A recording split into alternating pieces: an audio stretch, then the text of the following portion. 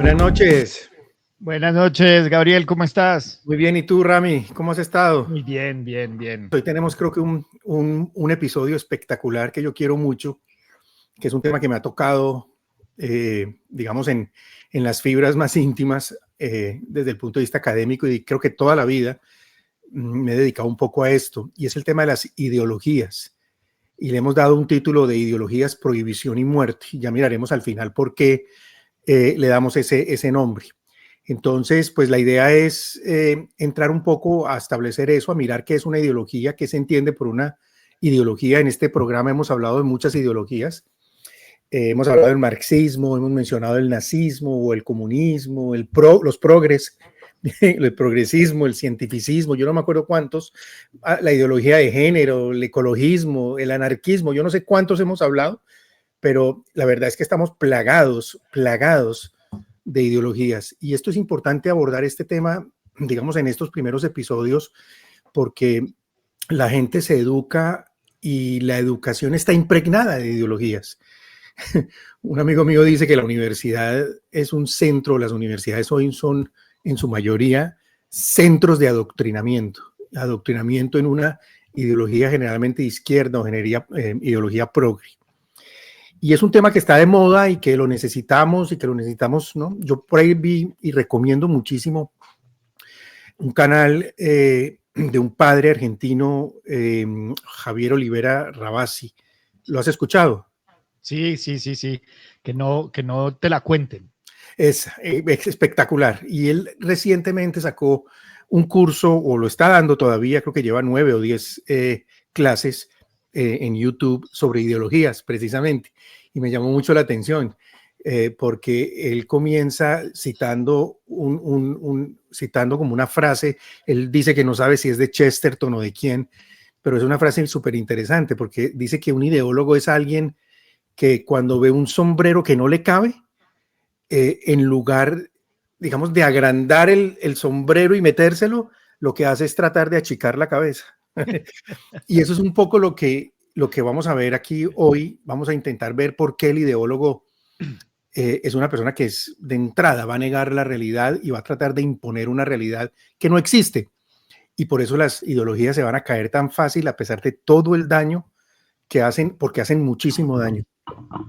Y bueno, hay distintas definiciones de ideologías y repito, no vamos a hacer como un curso o una clase de qué son las ideologías, sino simplemente como a tratar de esbozar los principales elementos de qué son las ideologías. Voy a añadir acá, dame un segundo, eso, un poco estas definiciones, digamos que la nuestra, previamente tú y yo medio acordamos esta definición, la vamos a lanzar. Es un conjunto de ideas o de creencias falsas o mentirosas, las cuales buscan reemplazar la realidad y tienen la vocación de ser impuestas a los demás. Esa sería como una primera definición. Hay otra definición de mi profesor Gerhard Niemeyer que yo propongo. Con Niemeyer, que yo lo tuve como profesor en Notre Dame varios veranos, y es uno de los grandes expertos del siglo XX, ya murió, pero uno de los grandes expertos acá en Estados Unidos y en el mundo, este profesor alemán, sobre el tema de las ideologías. Se dedicó prácticamente toda su vida entera a estudiar este fenómeno. Y él decía que las padeció. Y las padeció, además. Y tuvo que evadir y irse del nazismo. Algún día contaremos la historia. Y él decía que las ideologías son sistemas falsos de pensamiento que son usados con el propósito de influir en el dictamen de políticas públicas o de obtener algún beneficio. Digamos que con ese par de definiciones que son en el fondo muy similares, podemos arrancar. Y si tú me permites, Rami, de pronto desmenuzar un poquito estas definiciones, por lo menos, digamos, a grandes rasgos en dos etapas. La primera, lo que se llama conjunto de ideas o creencias falsas, ¿no? En el fondo, lo que va a hacer la ideología es negar la realidad, cualquiera que sea, y suplantarla por otra cosa, con la idea de imponerla socialmente. Ya miraremos que el comienzo de imponerla socialmente no es tan evidente. Ellos comienzan un poco como con la persuasión, un poco con la propaganda, pero al final del día ellos la van con toda, exacto, y es la amenaza que hay detrás de que si tú no crees lo que ellos plantean, te van a perseguir, se van a burlar de ti, te van a insultar o te van a encarcelar y cuando llegan al poder te van digamos, utilizar todo el aparato estatal para hacerla efectiva. Muy bien, conjunto de ideas o creencias falsas. Aquí nos planteamos con un primer problema. ¿Puede uno hablar de falsedad? Falsedad y, digamos, en contraste con verdad. ¿Qué es la verdad? ¿Qué es la falsedad? ¿Por qué una idea puede ser una idea que no respete la realidad o que no esté de acuerdo con la realidad? ¿Qué son las ideas falsas? Yo puedo tomar, por ejemplo, esta taza que tengo acá y decirte y decir a la gente, esto que tengo acá es una taza. Es una taza de agua o una taza de café o una taza de té, pero es una taza. Y es una taza aquí y en la Conchinchina. Hay, digamos que para los filósofos clásicos, desde la antigüedad y muy entrada la Edad Media, esto no tenía problema. El problema llamaríamos del sentido común de conocimiento de la realidad que nos circunda, de saber de lo que nos rodea, poder afirmar, dar un nombre a las cosas que nos rodean y poder afirmar que esas son las cosas. Esto es un vaso, esto es una taza, esto es una lámpara. Estoy hablando con Juan Camilo Ramírez. Son, digamos, temas que no son problemáticos, pero que en algún momento en la historia de la filosofía comienza a convertirse en problema. ¿Te pasó algo? Sí, no, que se cayó aquí algo. Bueno. Y entonces comienza a poner, decía que en algún momento de la historia comienza a haber problema y en el siglo XIV más o menos uno empieza a encontrar seriamente como esos esbozos de autores, de filósofos que empiezan a poner en duda que el hombre sea capaz de conocer las cosas y la realidad que le circunda. No quiere decir eso que en la antigüedad griega, por ejemplo, Platón no tuviese que habérselas visto también con personas que no creían en la posibilidad de conocer la realidad. Pero esto se hace muy patente ya posteriormente en el siglo XIV y estoy pensando, por ejemplo, en William of Ockham o en Guillermo de Ockham. Guillermo de Ockham plantea algo que va a ser supremamente importante para la filosofía posterior. Recuerda que estamos saliendo de todo el edificio conceptual claro de la filosofía aristotélico-tomista, de toda esa monumental obra, especialmente de Tomás de Aquino, de Santo Tomás. Y nos encontramos aquí un quiebre.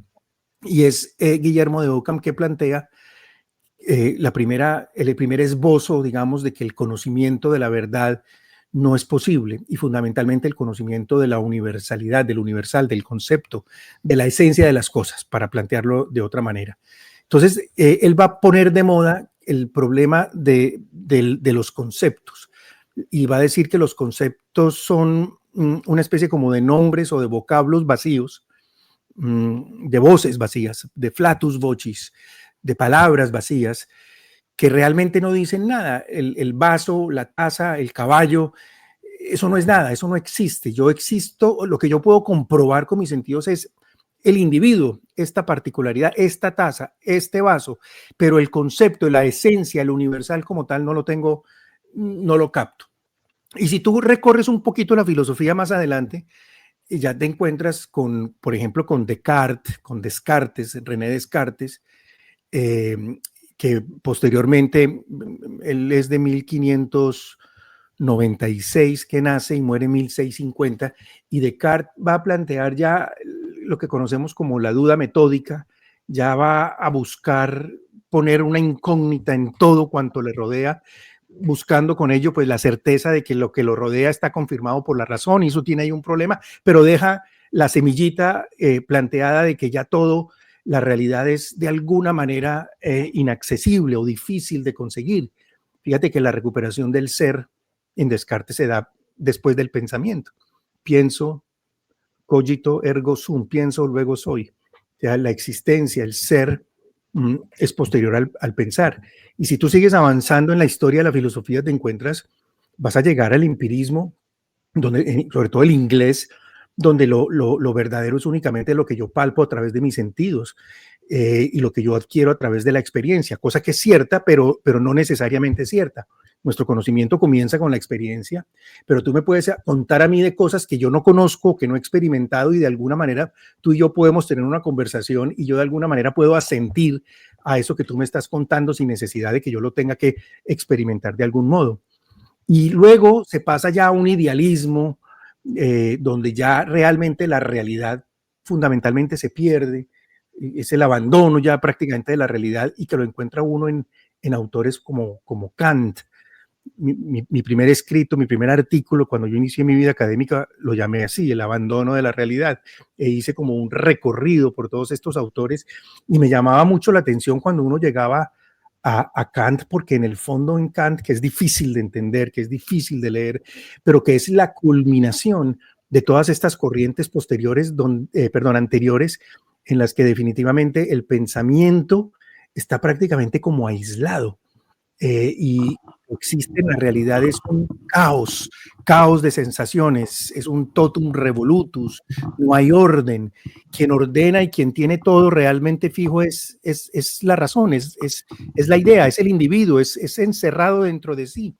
Y si tú miras esto, da lugar al subjetivismo, al individualismo, incluso al relativismo, porque si yo no tengo un parámetro de realidad en la cual pueda sustentar lo que son las cosas, pues ¿dónde las voy a encontrar? Fíjate cómo es el contraste, como definía, por ejemplo, Tomás de Aquino la verdad, o los antiguos, ¿no? La adecuación de la cosa con la inteligencia, con el entendimiento. Adequatio rei et intellectus. Entonces, si yo conozco algo y digo esto es una taza, de alguna manera es un concepto universal que realiza la esencia, y todo lo que participa de esa esencia puede ser afirmado como una taza. Y si estoy en el Perú o si estoy en México y me dan una taza, sé que es una taza. Hay un conocimiento de la realidad, y lo que hace mi razón es confirmar mediante un juicio, mediante una afirmación, que esto es una taza y estoy en posesión de la verdad. Entonces, cuando planteamos esto de esta manera como tan básica, que parece como de sentido común, sin embargo nos damos cuenta que en la historia de la filosofía no ha sido así, y ha habido una negación gradual y permanente de lo que es la realidad, una deformación de la realidad.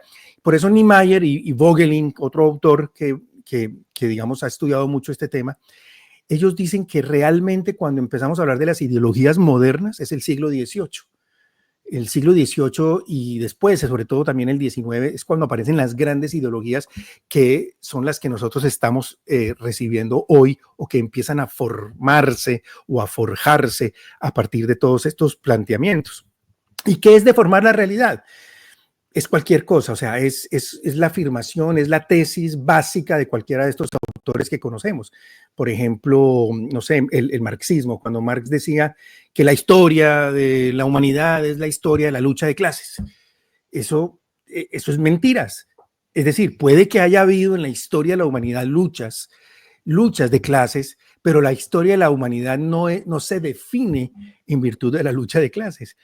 Ahí lo que hay es una estrechez en la manera como se entiende la realidad. O, por ejemplo, yo creo que tú sabes mucho de este tema de las realidades antropológicas que no existen. Hoy en día nos dicen mucho de eso, ¿no? La ideología de género, que yo sé que tú has estudiado bastante. No es posible predicar, hablar, plantear qué es el hombre o qué es la mujer. Claro que sí, sí se puede. ¿Por qué me lo vas a negar? Incluso puede ser dentro de un pensamiento filosófico, dentro de una estructura filosófica, como en el caso de Hegel, que tiene Hegel lo que hace es un juego, un truco, en un libro que se llama La Fenomenología del Espíritu, donde él, tú sabes que la filosofía se define como el amor a la sabiduría, y él, cuando está explicando su sistema, él cambia la palabra amor, el amor a la sabiduría, y lo cambia por posesión de la sabiduría, como si nada. O sea, ya hay un cambio sutil que genera en su sistema, y de allí vamos a encontrarnos que se va a derivar todos los totalitarismos de izquierda y de derecha, todo ese pensamiento autorreferencial que está en la obra de Hegel, y que es muy complicado, y se presenta por una sutil negación de un planteamiento. Entonces, o no sé, hay muchas frases a lo largo de la historia. El hombre es un lobo para el hombre. Era una frase famosa que en la teoría política se la enseñaban a uno cuando hablaba uno de Thomas Hobbes. O sea, el hombre es malo por naturaleza y el otro también es malo y vivimos en una guerra constante los unos contra los otros.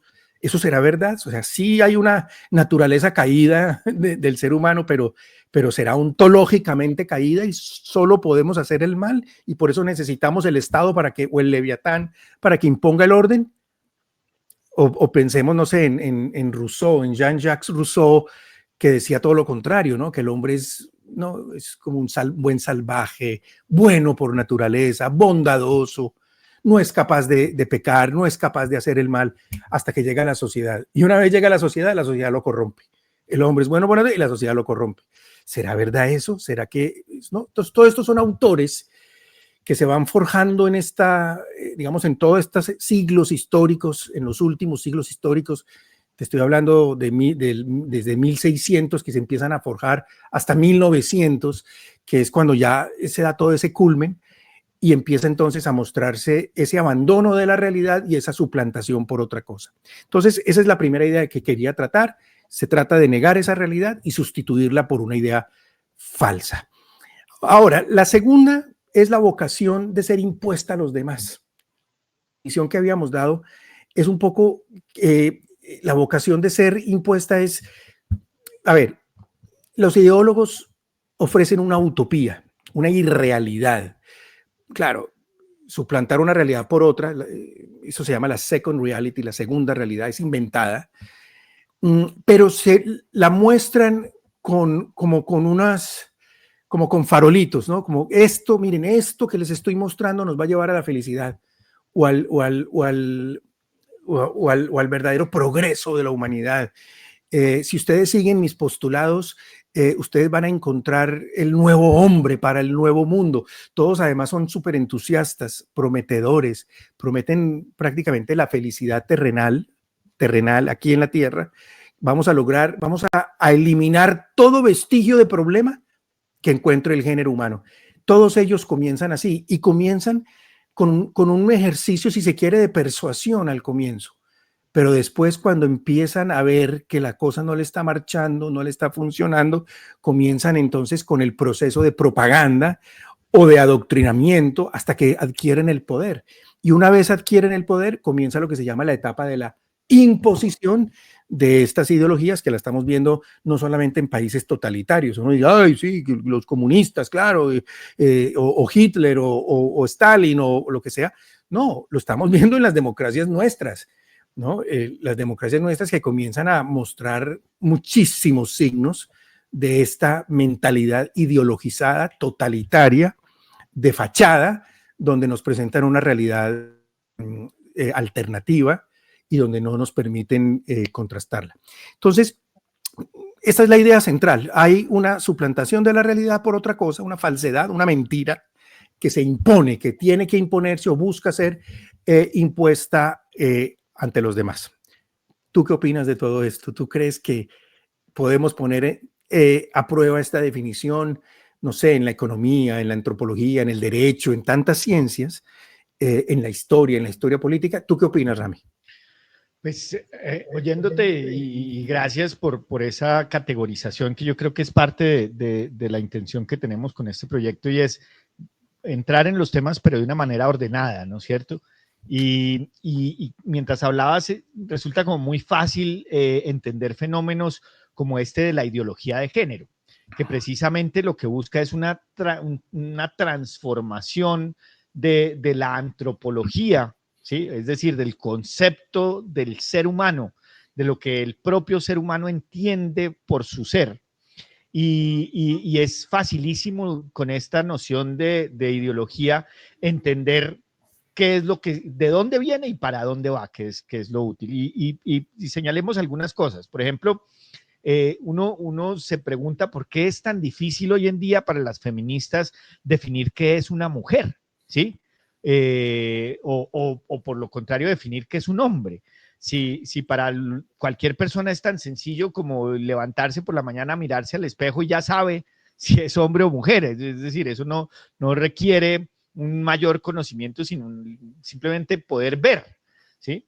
¿Y por qué se vuelve tan difícil? Pues claro, ahí es donde uno entiende todo este proceso de las feministas que arrancan reivindicando derechos, inclusive al principio, en la primera ola, algunos sacerdotes católicos intervinieron porque la reivindicación de ciertos derechos era justa, como el derecho a votar, el derecho a estudiar, el derecho a trabajar. Pero después lo trastornan hacia 1949. Simone de Beauvoir empieza con la noción esta de que ser mujer no es uno no es mujer, sino que llega a serlo. Y ahí empieza la distorsión entre la realidad y la idea, ¿sí? Entonces ya la mujer deja de ser una realidad física, biológica, científicamente aprehensible, por una realidad ideológica que debe ser llenada de alguna manera para llegar a las nociones más recientes de los feministas hoy en día, en que son incapaces de definir qué es una mujer, porque dicen ellos que la definición de una mujer transgrede los derechos de otras mujeres. Dice uno, ¿cómo así? ¿Cómo definir la mujer resulta una transgresión de los derechos de otras mujeres? Y entonces se sienta uno a mirarlas y dice, claro, no, es que dentro del concepto de mujer están metiendo a las mujeres trans, que en realidad son hombres que tienen alguna modificación quirúrgica u hormonal, o simplemente hombres que se consideran a sí mismos mujeres y por el fenómeno de la ideología de género quieren imponerle al resto de la sociedad que estos hombres que de alguna manera se transforman o se creen mujeres, sean tratados como si fueran realmente mujeres. Y ahí es donde encuentra uno este proceso que tú nos estás comentando, que es efectivamente hay una realidad que se ve retada por una idea. Esta idea entonces trata de esconder la realidad. Entonces hoy en día la noción de que el hombre y la mujer son biológicamente diferentes parece inclusive ser agresiva en el discurso público. Y ahí donde uno se atreva a decir es que no, los hombres nacen siendo hombres, ¿sí? Y las mujeres nacen siendo mujeres. Ahí lo acaban a uno. Había un bus famoso. Pero ojo, que todavía sí se puede decir que uno puede nacer gay. Es que es curioso porque la idea sirve para lo que uno quiera, o para justificar o para no justificar. Y por el otro lado, este ánimo totalitario de imponer la idea, ¿no? Y entonces ya ahí enfrenta uno todo el tema de la cancelación, de la cultura de la cancelación, del bullying mediático e incluso, como ojalá lo veamos al final, en la persecución judicial. Y puede que no lo complementemos en este programa, sino en uno más adelante, pero en realidad hoy en día hay persecución judicial ideológica. Y ese es uno de los temas, la concepción antropológica que tratan de modificar y de imponer el día de hoy. Pero también, Gabriel, yo conozco y es parte de las razones por las que me siento tan orgulloso de ser tu amigo. A ti te ha tocado enfrentar este tema de las ideologías dentro del ejercicio judicial, dentro de la función de administración de justicia. Eres autor de uno de los estudios más relevantes que hemos tenido sobre esta politización de la justicia. ¿Por qué no nos compartes algo de esta idea de que efectivamente las ideologías de alguna manera también se están tomando la administración de justicia? Sí, yo creo que en el fondo como que mi preparación jurídica y política y en filosofía política acá en Estados Unidos, en mi época joven, y posteriormente cuando conozco a Ilva Hoyos en Colombia, que me forma como jurista, encuentro como ese complemento que me parece sensacional y me llevó ese complemento a la confrontación de un problema jurídico frente a un problema de politización del derecho. Y surge en una clase que yo hablaba la vez pasada de Carlos Gaviria, que a quien recuerdo con muchísimo cariño, pero surge en una clase con él porque me doy cuenta que él, siendo juez de la Corte Constitucional, está manipulando un concepto y yo se lo hago ver en la clase. Y le digo, no, profesor, usted me parece que este concepto lo maneja mal por estas razones, y le doy mi noción. Y él me responde algo que me marcó profundamente.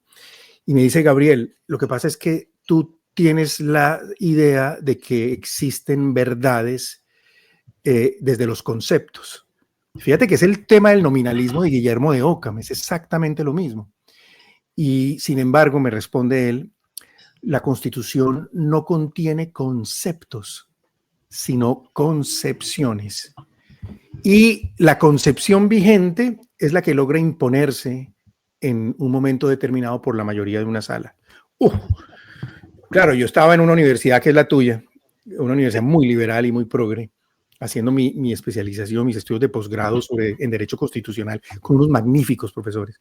Todos eran magníficos y con todos pude hablar y hablar así abiertamente de esto. Con ellos no, a pesar de que podrían estar muy equivocados en muchos temas, desde mi perspectiva, nunca fueron ideólogos en el sentido que estamos tratando acá, ¿correcto? Activistas. Exacto, no fueron, por lo menos en su momento, ya supe que uno que otro se volvieron superactivistas, pero por lo menos en ese momento había diálogo, había la capacidad de controvertir.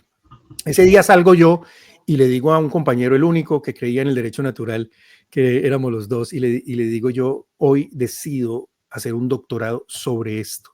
Y de hecho, pasé mis siguientes 2 años buscando un profesor o un grupo de profesores en algún lugar en el mundo.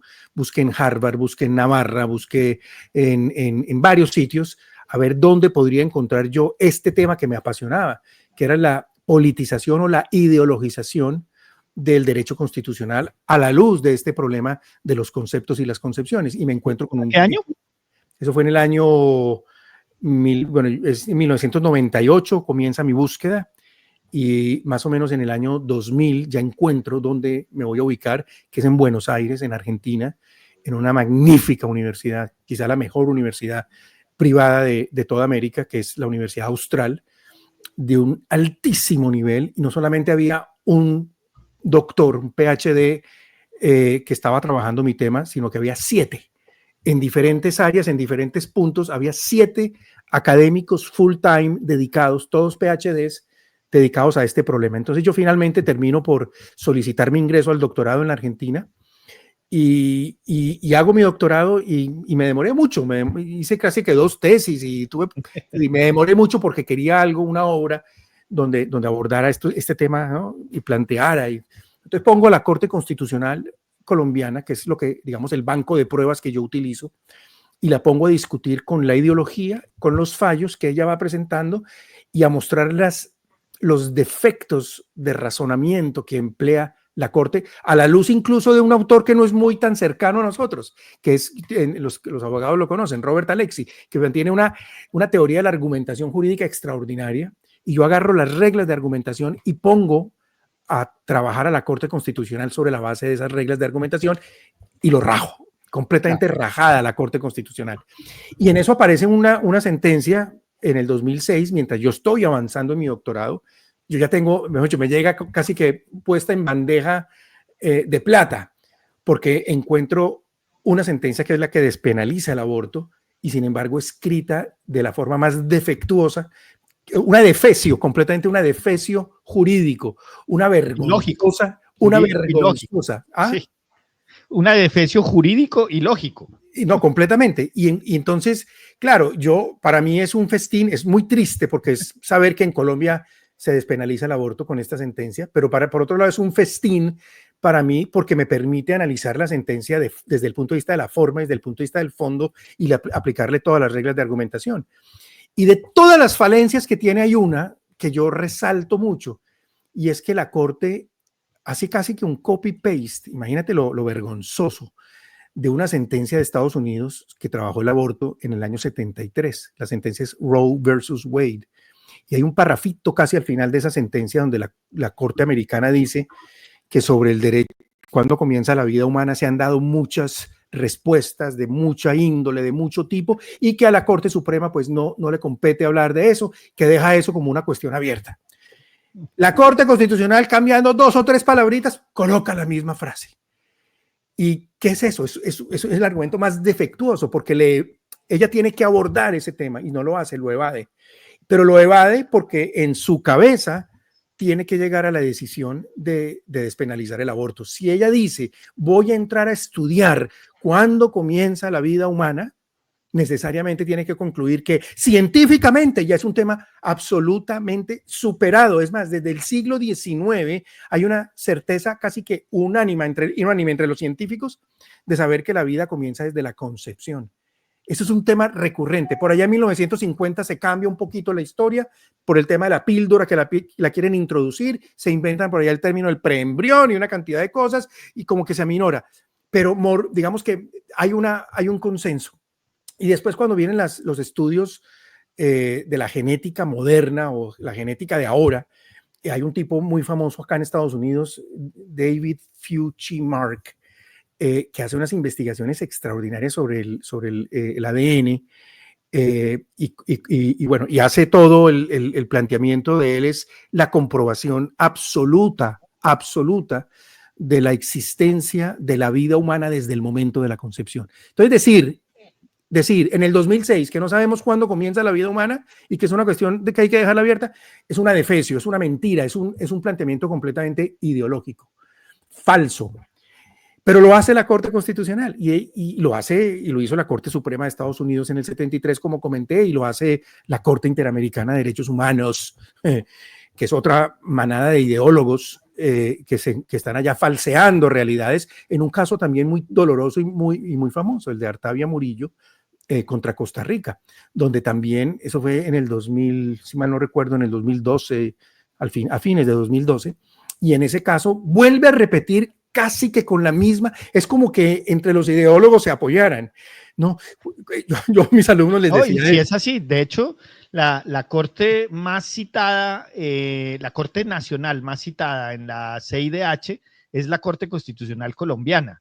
Y en el fallo que despenaliza el aborto en México, por la Corte Suprema de Justicia Mexicana, la corte más citada es nuevamente la Corte colombiana. Es que efectivamente hay una acción positiva de coger la jurisprudencia colombiana y masificarla por vía de estos colegajes y estas redes internacionales. Y así es, eso es así. Es copiar el argumento defectuoso y plasmarlo en el otro, porque le evita tener que entrar a una discusión seria,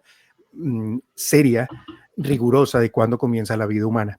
Y desafortunadamente eso es lo que, después de eso yo me encuentro con más o menos 100 sentencias, después escribo un par de artículos con una gran profesora en Colombia, es la profesora Camila Herrera, donde analizamos ese fallo, digamos, en un artículo, publicamos acá en Estados Unidos, y después con un profesor que es Andrés Balcázar, que es otro extraordinario jurista colombiano, y escribimos una segunda parte donde analizamos, creo que hasta el 2017 o 2018 alcanzamos a analizar toda la línea de argumentación que fue llevando a cabo la Corte Constitucional colombiana sobre el tema del aborto, cuál de todas peor, cuál sentencia de todas peor. Y lo que tratamos de mostrar Andrés Balcázar y yo fue justamente eso, cómo la Corte ideologizada comenzó en cada fallo a negar algo que había dicho en el anterior, a acomodar una prueba en el anterior, a desconocer un precedente, a modificar, hacer como un juego de, creo que nosotros lo llamamos como de magia, ¿no? Como el poder de los brujos. Ese es el artículo con Balcázar.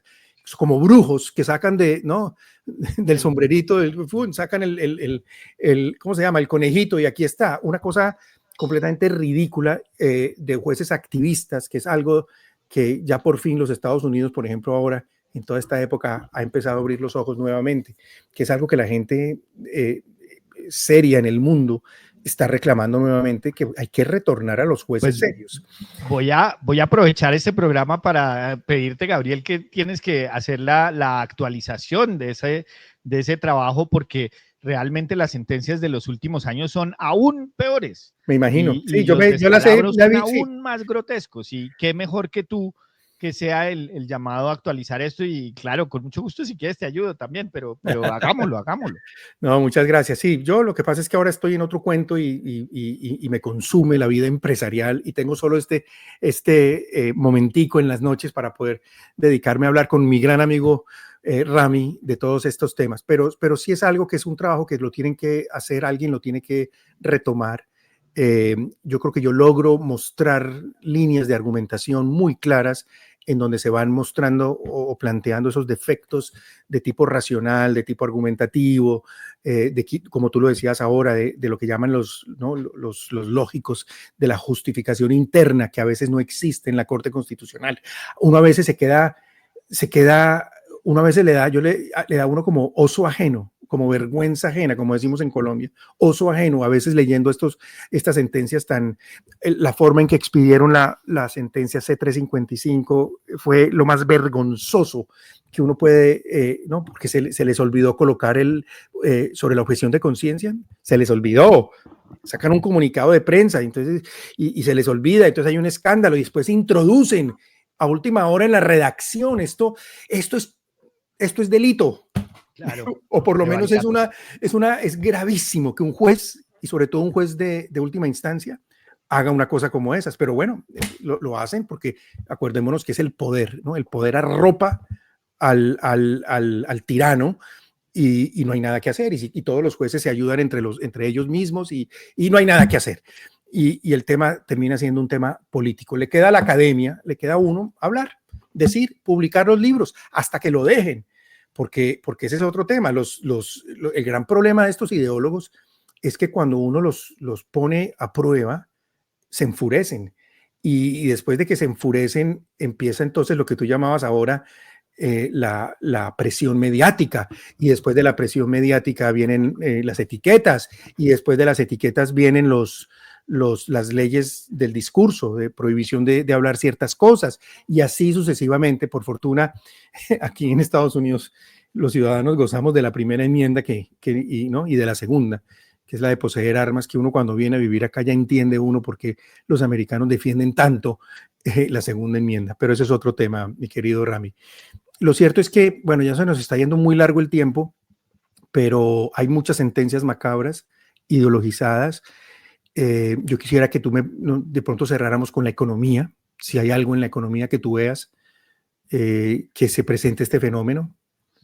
Sí, yo creo que muy rápidamente hay unas cosas tan impresionantes como lo que nos está sucediendo en Colombia con el gobierno de Gustavo Petro, en donde al principio del gobierno nombra a una activista de ministra de Minas y lo primero que hace es acabar con nuestro primer renglón de la economía, que es la extracción y comercialización de petróleo. Somos un país con una riqueza petrolera envidiable.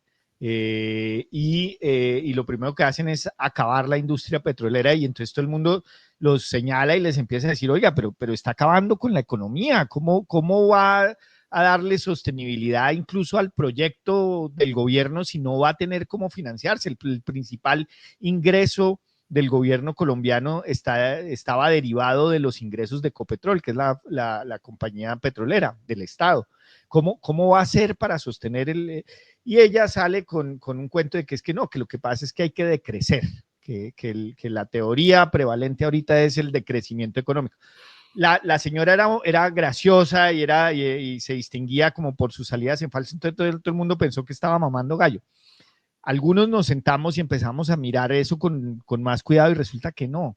Hay toda una teoría sobre el decrecimiento económico que, digamos, es como una reedición, un reenvase de todas estas teorías de principios del siglo pasado, finales del siglo antepasado, sobre la escasez de los recursos en un mundo que permanentemente está en crecimiento. En su momento eso dio pie a la teoría de la sobrepoblación, que digamos el paso del tiempo demostró que era falsa.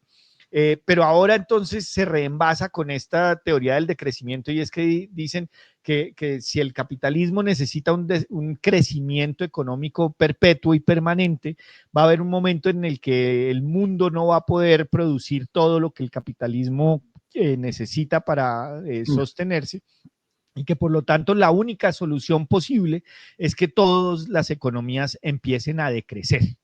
Eso en términos absolutos es que lo que nos están invitando es a que nos empobrezcamos, ¿sí?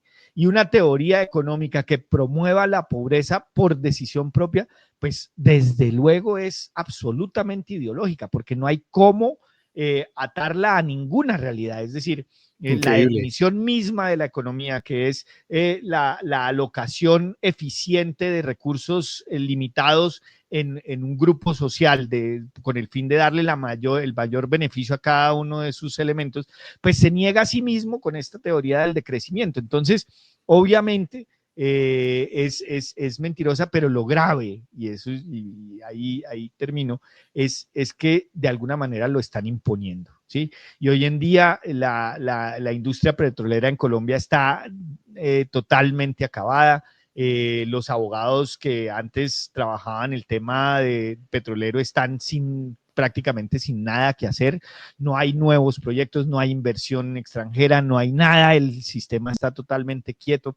Muchas firmas petroleras o del sector petrolero dejando en la calle a las personas. ¿Por qué? Porque esta teoría del decrecimiento, que parece un chiste, se está imponiendo en la realidad. Y al final vamos a llegar a la pobreza, ¿sí?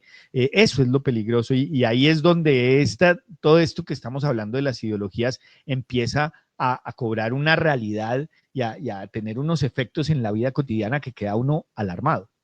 No, terrible, terrible. Las ideologías empobrecen, embrutecen y desafortunadamente el efecto que producen, mira, en el tema del aborto, ¿cuántos millones de niños no han podido nacer por una ideología perversa que ni siquiera se toma el trabajo de hacer un estudio serio y científico? Cuando se toma ese trabajo de hacerlo, entonces varía la argumentación, porque eso después lo podemos hablar en otro que también sigue siendo parte de esa ideología abortista falaz. Pero bueno, hemos dado 2 ejemplos, 3, con el tuyo, la ideología de género que planteaste al comienzo, todo este tema económico asombroso, yo de eso no conozco mayor cosa, pero sí veo los efectos de empobrecimiento de estas ideologías marxistas, y qué pesar que en Colombia también esté ocurriendo de esa manera, un país riquísimo en recursos naturales. Y el tercero que tratamos, bueno, mi experiencia en un tema, porque son otros en los que también he tenido experiencia de ver ese problema de la ideologización. Hoy nos fuimos larguísimo y por lo tanto, pues creo que nos toca dejar para más adelante un tema con el que yo quería cerrar, Rami, y es que la caracterización, dice Eric Voegelin, uno de los más importantes filósofos políticos del siglo XX, que termina también su vida académica aquí en los Estados Unidos, en la Universidad de Stanford. Él plantea que las ideologías se caracterizan, además de lo que ya dijimos, por 2 cosas, o tienen como efecto 2 cosas. Uno, la prohibición de interrogarlos. Los ideólogos no permiten que uno los interrogue. Y por eso todo el fenómeno de la persecución, de la etiquetación, de la burla, de todo lo que ya hemos hablado hoy, se deriva de este fenómeno de prohibition of questioning. No me preguntes, si eso lo vemos en Marx y eso lo vemos a lo largo de la historia en muchos de estos ideólogos fuertes, y de una manera mucho más sutil pero clarísima en los ideólogos contemporáneos. Y el otro, todos, sin excepción, comparten una negación de la realidad, y es la negación por excelencia de la realidad, la que sostiene el ser mismo, que es Dios, es la muerte de Dios. Voegelin lo dice, the core, el centro, el corazón de las ideologías, cualquiera, progresismo, anarquismo, la que tú me pongas, está esto, la muerte de Dios, una muerte intencionada o una muerte como que permitida. No estamos hablando solamente del ateo como tal, sino puede ser del agnóstico. Dios no está presente, sino que está completamente ausente en todas las ideologías. Y hay una razón muy clara para ver por qué es un elemento esencial, porque, y ya con esto terminaríamos, porque precisamente el mayor reparo que tiene una ideología es hacerle frente a la realidad de Dios. El tomar en consideración a Dios, y fundamentalmente al Dios cristiano, es el gran problema que tienen los ideólogos, porque el cristiano se basa en la realidad, y en una realidad que es natural, pero también es una realidad sobrenatural, revelada y comprendida desde la razón. Ese es un tema que nos puede dar para mucho, una pregunta que queda ahí, ay, ¿por qué el cristianismo no es una ideología? Hay muchas razones, pero voy a dar solamente una. A diferencia de las ideologías, el cristianismo no es un sistema cerrado, El cristianismo no es un sistema de creencias que no permite el diálogo, la discusión.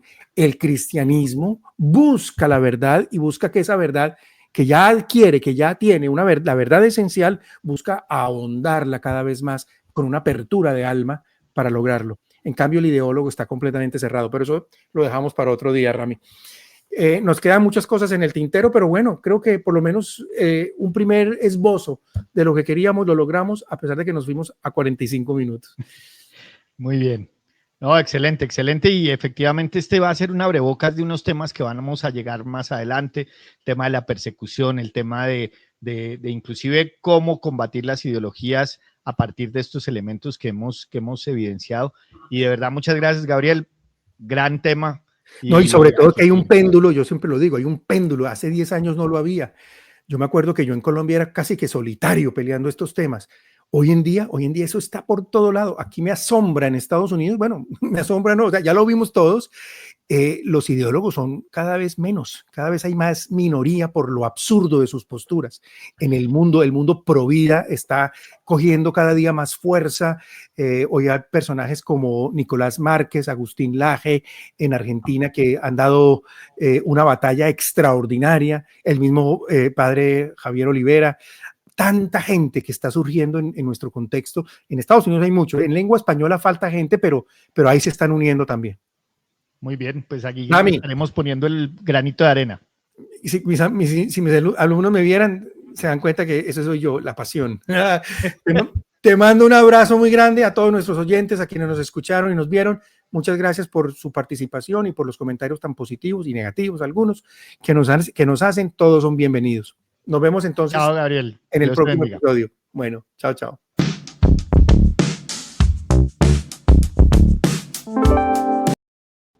Si este proyecto te gustó, suscríbete ahora. Hazlo ya, por favor. Suscríbete. Nos queremos pensionar.